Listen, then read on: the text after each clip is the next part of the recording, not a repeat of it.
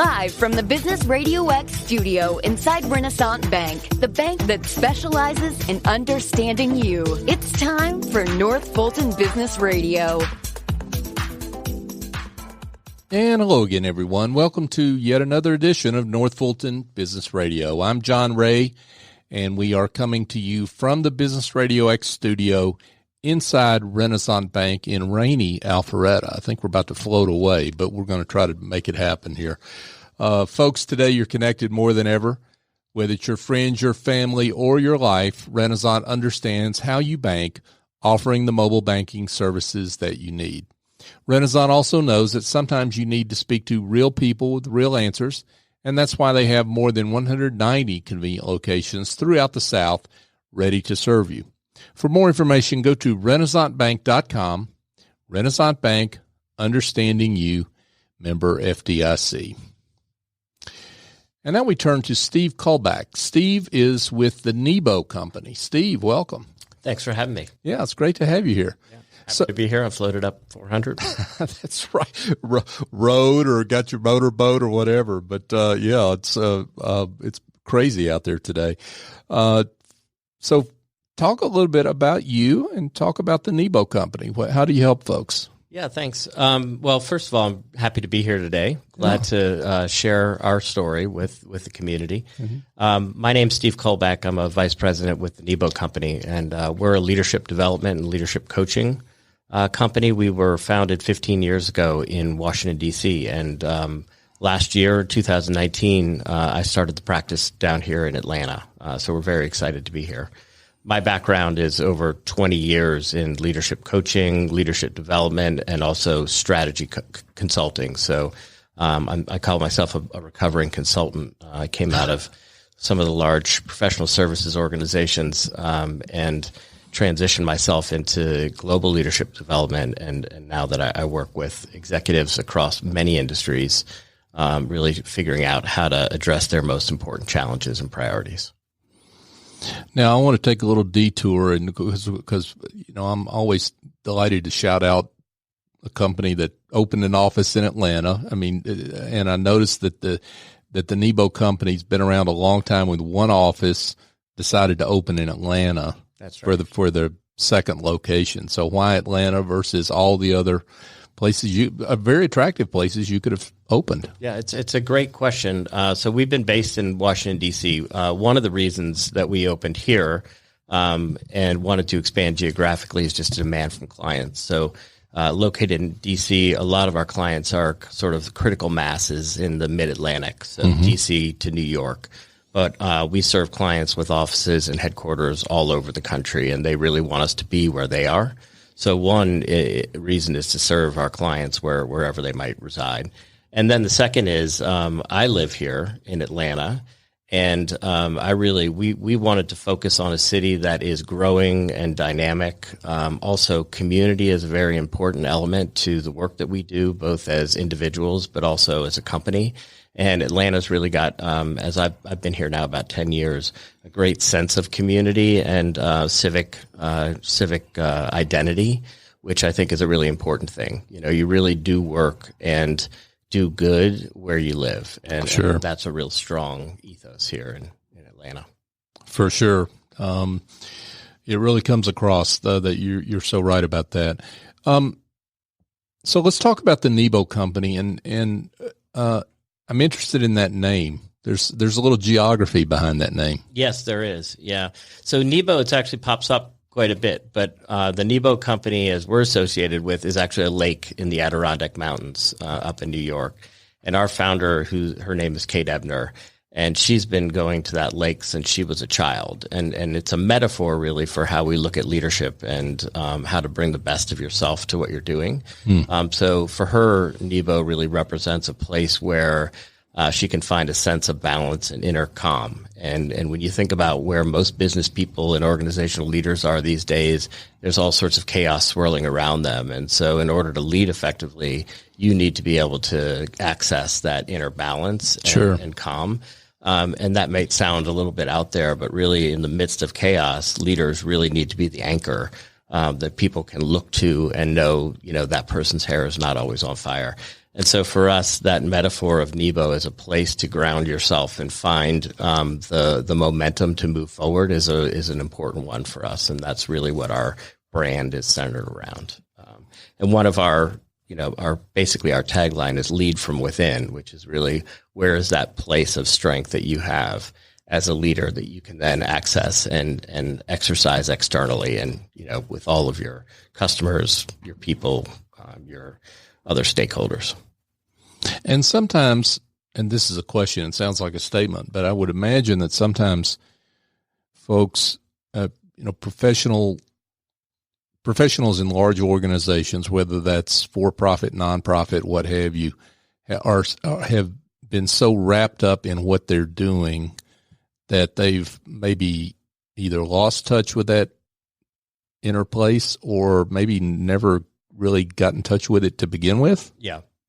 Yeah. And there's, one of the things, and I think one of the largest leadership challenges today is just dealing with complexity. Things are changing quickly. Everything is moving very fast. And so there's a trap in doing. Doing is important. We have to get stuff done. We need to focus on results. But if all you're doing is doing, there's a trap there as well. The world's too complex for any one person, any one leader to take command and control. That old mode of leadership is sort of dying away. Sure. And so, thinking about where that being piece of leadership is something that I think most people need to be focused more on. Right. Yeah, and it's a little counterintuitive, right? I mean that there's so much noise that you're dealing with, and it's not you deal with that noise through going inside where the quiet is. Yeah. You have to start from that place Mm-hmm. and then move outward, right? So leaders are always in motion. But if you never stop and pause, it's hard to, gather the resources you need to keep moving forward. How do you get a busy professional to get to that place where they're able to stop? Sometimes kicking and screaming. I thought you might say that. Which is true. Yeah. But I think many leaders, and there are probably a lot of people in the audience who've gotten to the point where they realize if you just look at your to-do list or look at your calendar, that there's too much going on. Right? There's never a time where you say, "Oh, I've got this opportunity to sit back and twiddle my thumbs and consider the broader meaning of the universe." That just doesn't happen. And so finding the ability to step back, to ground yourself, and really to turn off those things that might seem urgent and focus on the things that are actually important is an intentional skill that has to be developed. And so it doesn't always come naturally. It generally doesn't, because often those people who end up in a seat where they're successful and relatively powerful in an organization are those who have gotten things done. And so you're right. It is somewhat counterintuitive that at a certain point that no longer works, right? Just sheer effort and activity no longer is enough, particularly when you're trying to lead an organization at scale. You can't do it by relying on your own willpower and grit to make that happen. Folks, if you just joined us, we're speaking with Steve Kullback, and he is with the Nebo Company. Steve, I'm curious about the kinds of folks that you work with, and I guess we can talk about functionally who they are, yeah. But and that's great. But I guess what I'm particularly interested in is what drives them to you. Mm-hmm. I mean, what are the kind of challenges that drive them to you? Yeah, it's so. From a contextual standpoint, one of the things I'd say, like I try to stay away from buzzwords and acronyms a lot, but there is one that comes up a lot for me, and it's called VUCA. Have you ever heard of VUCA? No. So VUCA is actually an acronym that comes out of military planning. Okay. And what it means is volatile, uncertain, chaotic, and ambiguous. And so that's a really great description to kind of characterize the environment that most leaders face, whether it's from a military standpoint on the battlefield, but in any other organization, it's what's happening around you. And so I think what happens for a lot of leaders and organizations, because we generally don't work first with an individual leader. We'll be working with an organization, a leadership team, who'll bring, particularly for individual coaching, leaders to us. And what they find is that the strategies that they've employed are not working the way they want them to, or they're facing. I've been speaking with a large Fortune 200 organization where they're facing some transformational change in both in their structure, but also in the business environment. And when they look at their bench of existing leaders and future leaders in the organization, they don't align with the needs of the future. And so it's that reckoning point where a lot of times people will come to us. Another aspect, which is a little bit more forward-looking, is we focus as an organization on creating vision, which is really what's the preferred future if everything went according to plan, which it never does. And looking forward into that future and thinking about who are the leaders that we need at the table in order to make that happen. Right. And when you have a forward-looking leadership team, or maybe say a CEO of an organization, and they look around the table and are not seeing that team or the bench, the pipeline that's going to give that to them in the future, that's often when they'll look at an organization like the Nebo Company to come and help them. So both of those instances, circumstances, sound like a deficiency in leadership development. It could be. Mm. Yeah. And what should I be looking for in my company to know that I have a deficiency in leadership development? I mean, there's some obvious answers to that question, but what are some of the less obvious things I need to be looking for? I would look at your culture and what's happening. So it's fairly standard these days for organizations of most sizes to do some sort of organizational survey or kind of a culture heat map, right? And you can often find when you're either losing people that you want to keep, when you have people who are dissatisfied, who may not be 1 foot out the door yet, or you're not attracting the people that you want to anymore. Those are often great signals that something's happening within the leadership of the organization or the culture overall that's not allowing you to be sustainable. So part of it is to look at your business results and are you achieving what you want? Part of it is to look at your goals and are you set up to be able to achieve those, right? What are your most important priorities? And the other is kind of looking down the organization and saying, what's the overall health of this organization and how is our leadership contributing to it? Steve, I'm curious about how you work with a company. So you say the company typically hires you, and then you work with individuals within the company. But talk about how that initial process works. Someone comes to you and says, "We need help." How do you engage with them? Well, the first thing, and if you think about, we have a model for how we engage with our clients. The first is to understand their context. So it's really all about context. If you were to ask me, what are the 5 most important leadership skills that anyone can have? My answer would be, it depends on the context in some ways, right? There are some grounding skills and capabilities, which are, almost table stakes. But then the rest is, how do you lead within the context of what the organization is facing? And so the first thing that we do is to ask questions, right? One of the foundational skills of a good coach is to ask questions and listen with curiosity. And so that's how we engage our clients to figure out, well, what is it that they need, right? Because oftentimes people have what they think is an issue or a problem when that's actually not what the case is, right? Now, say more about that. Well, we worked with, as an example, we worked with a large organization that's it's basically a civic organization. It's an aquarium, and not in Atlanta, but in another city. And they were looking at their organization and thinking about there was some dissatisfaction with some of their donor population, some of their staff, and so they thought, we need a strategy. We need a better strategy to put in place to meet all these needs that we have.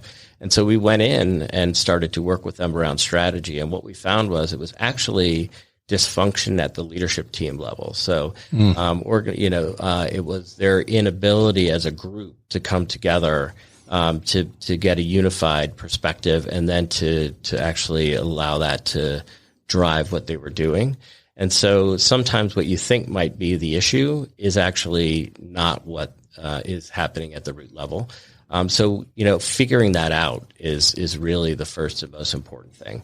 But where we work with clients, and the Nebo Company started as a leadership coaching organization. So really would be working with individual executives. So it would be, depending on how titles are designed in any organization, it would be vice president or above. So in that level.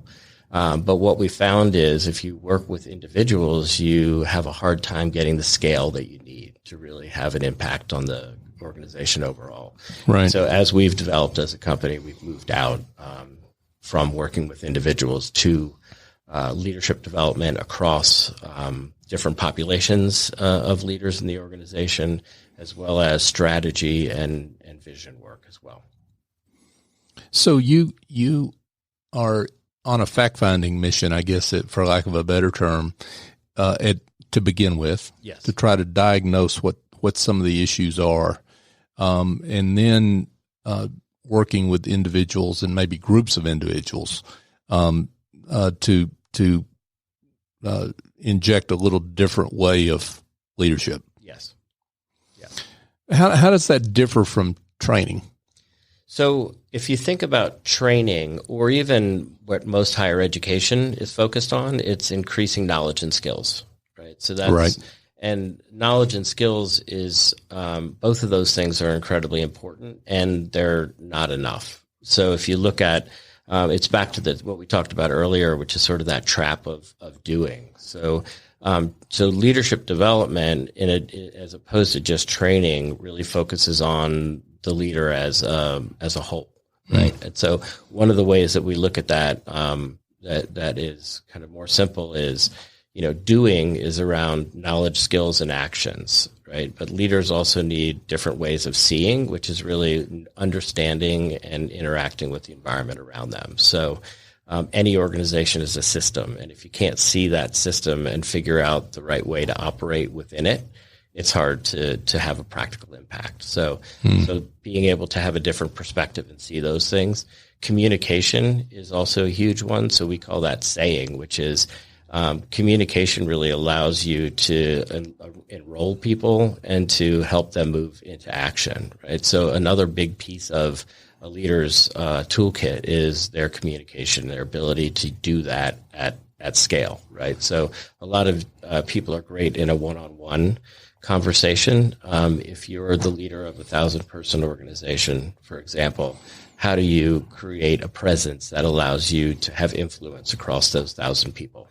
So communication. So it's seeing, saying, and then the being piece, which we talked a little bit about before, which is in the kind of in the midst of all the things and the demands that are in front of you. How do you create we would call it a presence, but how do you show up for the people around you? Are you inspiring and motivating them, or are you making them tired and demoralized at the end of the day? So that's really about the being piece of leadership. So training focuses on skills, knowledge, and the doing piece.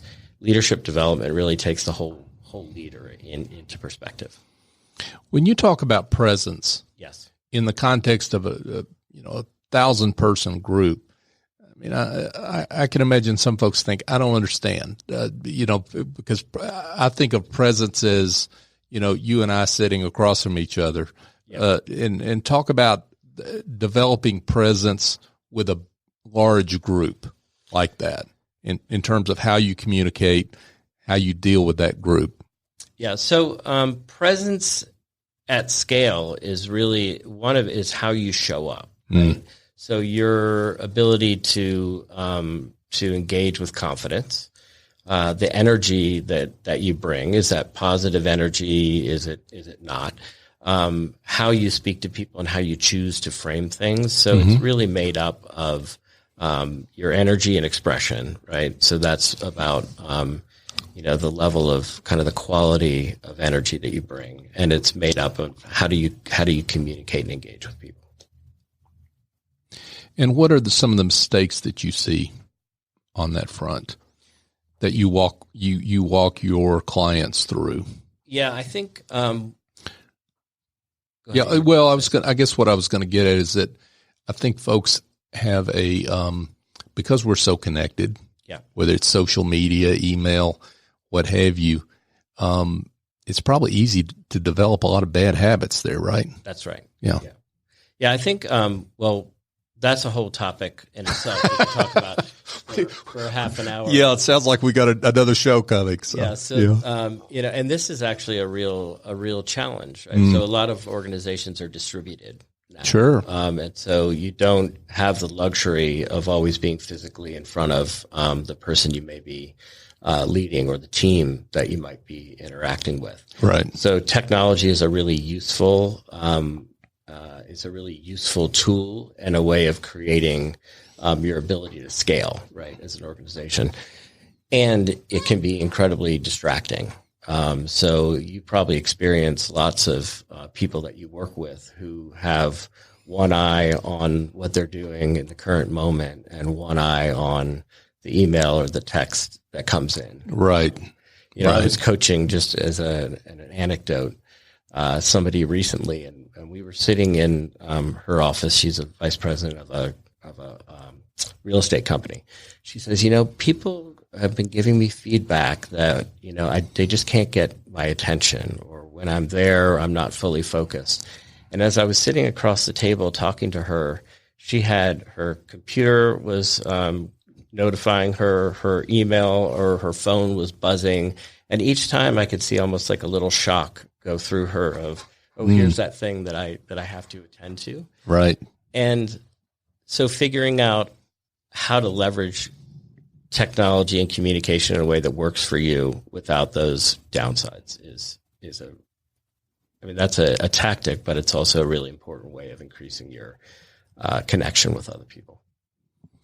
And you've really got to help walk folks through the withdrawal process, right? And when it comes to disengaging with that, because no, seriously, I mean, we've been conditioned that a faster response is better, and so therefore we stay plugged in. Yes. Right, and particularly if you're in a big organization. That's right. Right. So, walking folks through the value of slowing that down just a bit in order to keep that presence with whoever you're in front of or your team is really what you're talking about.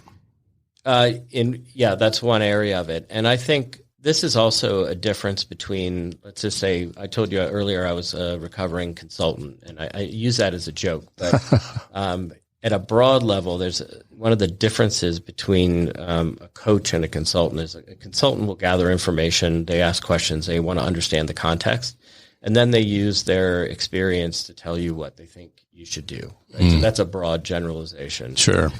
Coaches really rely on their clients' own resources and skills, right? So most of the people that I work with are successful, right? And they haven't gotten where they have by accident. Mm-hmm. And they're also running up against challenges where either because of their demands on them from a job perspective, a role perspective, organizational change is increasing. What they've done in the past is no longer sufficient. Their success has created a dysfunction. It could. Yeah. And so for me, I don't see it as my role. And actually, when you're trying to help people be more effective, telling them what to do rarely works, right? What you need to help them do is figure out why they're going to do it for themselves.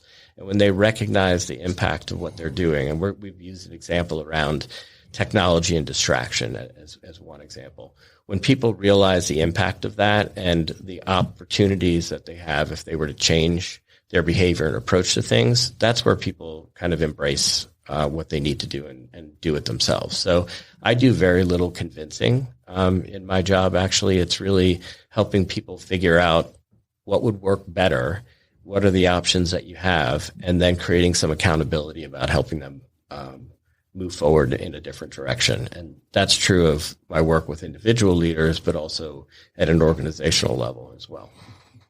It sounds like listening is a part of what you're dealing with the folks that you work with, sharpening their listening skills. And I'm speaking of listening broadly, not just with ears, but with what you see.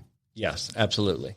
So if you were to go onto our website, we have 15 leadership principles, right? So, and at the foundation, one of them is conversation really is the currency of leadership in the modern world. And conversation starts with curiosity, which is really around listening and asking good questions. So if you're curious as a leader and can adopt that as a mindset, that opens you up to a lot of things. But as a coach, listening is probably the most critical skill that we have. And I would say that's true of leaders as well. If you don't listen, all you're doing is recycling things that you already know. And that's not going to get you where you want to be. For sure. We're speaking with Steve Kullback, folks. He is with the Nebo Company, a coaching and leadership development firm based in Washington, but now with an office here in Atlanta. So, Steve, I can't let you go without a nugget or two of advice. So for folks that want something they can take away from this interview today, what kind of advice would you offer? Yeah. So what we were just talking about actually would probably be my first piece. And it's a couplefold. The first is curiosity. So when we work, and part of our organization actually came out of, Kate Ebner is the founding director of the Institute for Transformational Leadership at Georgetown University. So Kate and I met at Georgetown when I was doing a leadership coaching program.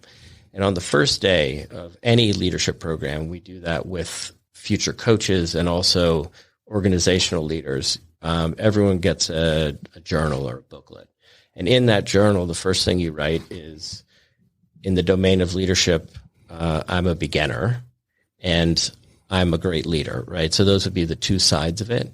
And so one of the great ways to be effective is to be able to embrace both of those at the same time. Be confident in the skills that you bring, the experience you bring, all those things that have made you successful, and also be able to maintain that curiosity and sense of we call it a beginner's mindset, which is really asking the question, what can I learn from this right now, today? And if leaders can bring that into the work that they do, it opens up a huge amount of possibilities. And it's also really inviting for people who are working with you, right? If say, a person who's new to the organization walks in to a senior leader's office and that person is curious and asks the question, what can you teach me today? That's a motivating conversation to have. Yeah, for sure. So you've mentioned a lot of great concepts here. I've got to ask you, and you mentioned the aquarium earlier, but maybe another success story you might like to share. Yeah. So another area where we do a lot of work is in legal and professional services. So, one of the challenges, particularly in that industry, I came out of professional services, is how do you build a sustainable pipeline, particular sustainable pipeline of women or other demographics who haven't really been represented. It's difficult. There's challenges, both from a societal standpoint, but also just the structure of professional services and the client demands are very taxing. And so we've been working with a very large law firm over a number of years on general leadership development, also to kind of bring the next generation of firm leaders up, but also in sponsorship and mentoring programs to help focus on creating a sustainable and diverse pipeline. Right. And one of our partners there recently was up for a major award in creating, diversity in the legal fields. Oh, wow. That's awesome. Again, back to the coaching piece of it, they did the work, right? They're Sure. running the firm. And I think it's one of those tangible successes that we can point to and say, this is actually working and bringing meaningful results to the clients that we're working with. That's great. Steve Kullback, he is with the Nebo Company. Steve, this has been great. It's a terrific overview of what you're up to. For folks that would like to be in touch, would like to know more, tell them how they can be in touch with you. Yeah, I think, one thing would be to visit our website. There's all sorts of interesting information. I mentioned the principles that we have. It describes our services. That's www.nebo, that's Nebo company.com. That would be a great place to start. And you can always reach me at S Kullback, Kullback, at nebocompany.com. Those are great ways to communicate. That sounds great. And yes, folks, I have been to that website, and it really is lots of great info there. I'll be back on there myself. So, Steve Kullback, thanks for being with us. Thanks for having me. I appreciate it. My pleasure. So, folks, if you've got some other headaches that go beyond leadership, and they might involve like administrative tasks or marketing, maybe presentations you need prepared, well, go engage a smart and reliable office angel. They're not a temp agency or a placement firm. Office Angels matches your business support needs with angels who have the talent and experience necessary to help you maintain and grow your business on an ongoing or as needed basis. Your terms, your timeline. They lend a hand when needed and fly off when the job is done. Find out more at officeangels.us or call Chief Executive Angel S.E. Escobedo at 770-442-9246. And folks, just a reminder, you can find this show in podcast form after we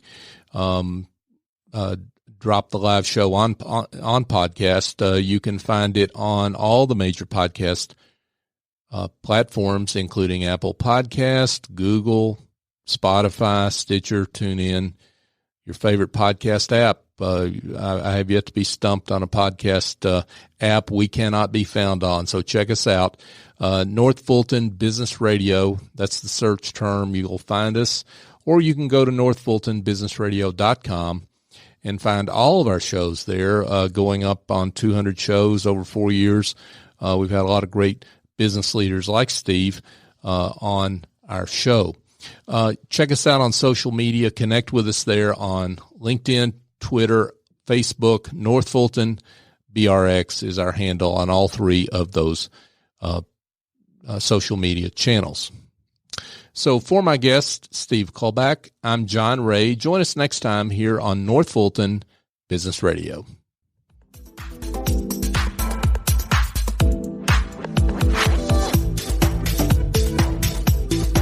Renaissance Rewards Extra is the checking account that checks all the boxes. Roadside assistance? Check. Cell phone insurance? Check. More than 400,000 local shopping discounts? Check. Up to $25 per month in ATM refunds and a great rate? Check. All in an easy-to-use mobile app. To open an account or find out more about Renaissance Rewards Extra Checking, go to renaissancebank.com or visit us at any of our more than 190 locations throughout the South. Renaissance Bank.